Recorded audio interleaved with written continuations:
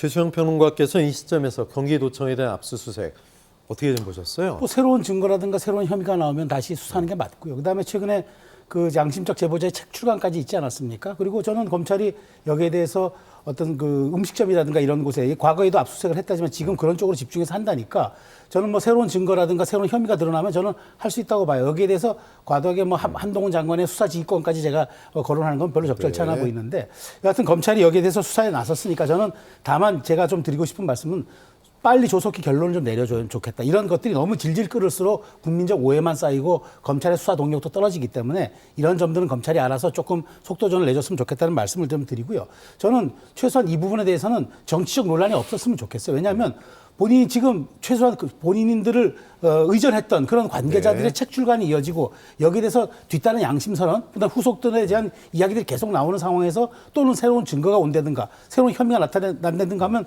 그건 당연히 검찰이 조사를 해야 되겠죠. 그런 측면에서 조사하는 건 저는 당연하다고 생각되지만 이런 측면에서 총선이 4개월밖에 남지 않았기 때문에 더 오해를 불러일으키지 않도록 빨리 속전속결의 수사와 그다음에 명백한 어떤 말하자면 입증 같은 것들이 저도 필요한 타이밍이라고 생각합니다. 그러니까 그렇게 말씀하셨으니까 하나만 좀 이제 예를 들었으면 좋겠는데요. 원희룡 국토부 장관 오마카세 나왔었잖아요. 얘기. 한 오마카세 집에서 수천만 원 돈 썼다는 겁니다. 시민단체가 고발했어요. 수사한다는 얘기 들어보셨어요? 시민단체가 처음에 고발해가지고 안 되니까 또 고발했어요. 근데 수사 안 하잖아요. 왜 안 합니까? 그 업무 추진비는? 왜 이재명 대표는 대선 때 나온 얘기 질질질 끌면서 계속 지금까지 수사하고 갑자기 총선 앞두고 압수수색합니까? 원희룡 장관 수사부터 저는 먼저 하고 싶어요. 이러니까 형평성을 잃었다는 얘기는 안 나옵니까? 당연히 나올 수밖에 없는 거 아닙니까?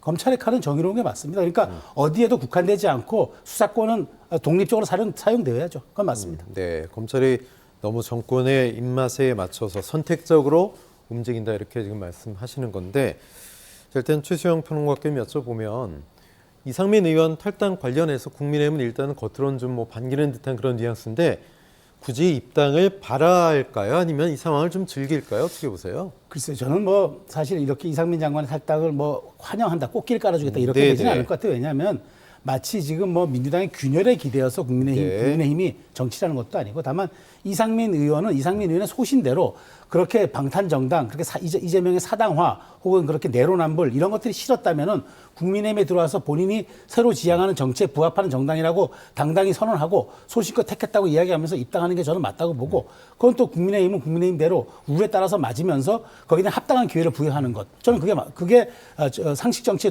부합하는 도리라고 생각하고요. 총선을 앞둔 만큼 저는 이것이 당연히 어떤 확장성의 측면이 아니라 정치권의 균열에 미묘한 신호를 주는 그다음 이상민 의원의 그런 행보이기 때문에 저는 국민의힘 입장에서는 모든 가능성을 열어놓고 이상민 의원의 입당과 이런 부분에 대해서 당이 할 수 있는 일들을 열어줬으면 좋겠다라고 저는 생각합니다. 알겠습니다. 이런 가운데 비명계의 새 결집을 시도하는 움직임이 있습니다.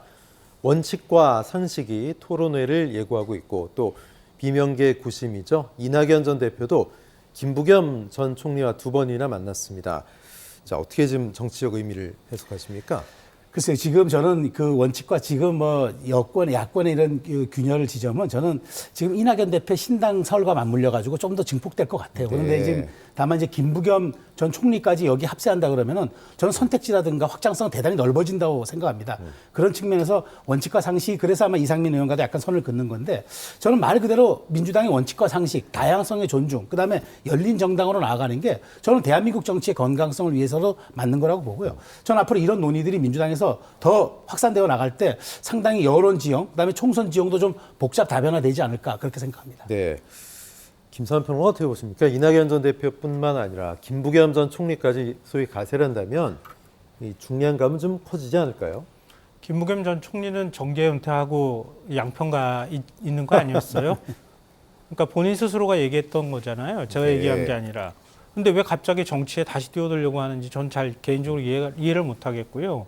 그러니까 다시 뛰어든다 하더라도 그만큼 파괴력이 있을까요도 의문이고 이낙연 전 대표는 선거 직전에 바로 민주당 당대표를 하기도 했었고요. 문재인 정부 때 최장수 총리까지 했어요.